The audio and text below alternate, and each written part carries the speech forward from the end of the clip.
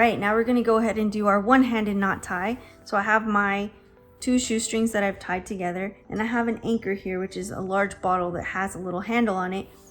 And I'm gonna go ahead and throw my stitch, throw it through, and I'm going to have each end I like to hold with my pointer and my thumb. So then I'm going to kind of karate chop across the top and lay it across my 3 fingers. I'm gonna lay this one across, use my middle finger to pull through, and my end's kind of turned a little, but that's okay. So then with this one, I karate chop, so I'm gonna go up with it. Okay, and this little end's kind of getting in the way, but once you get started, that won't matter much. Then we're gonna do kind of this funky claw. So I laid it across here, I pull this over the top, release my index finger, pull this down, and then I point down, just like that.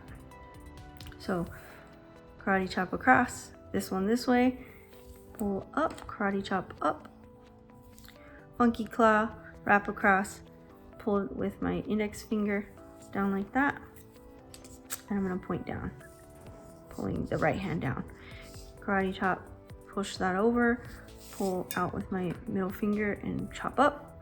Have my claw, wrap it across, pull it through with my index finger like that, and point down.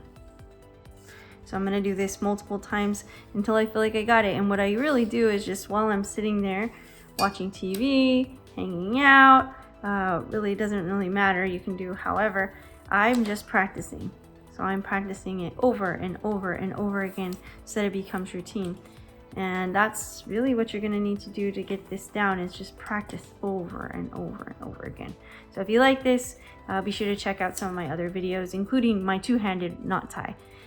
This video is done as right-handed technique. I am only right-handed, I'm not very ambidextrous, but if you wanna become more ambidextrous, be sure to check out my video on dexterity and increasing your dexterity and fine motor skills with your non-dominant hand. See you later.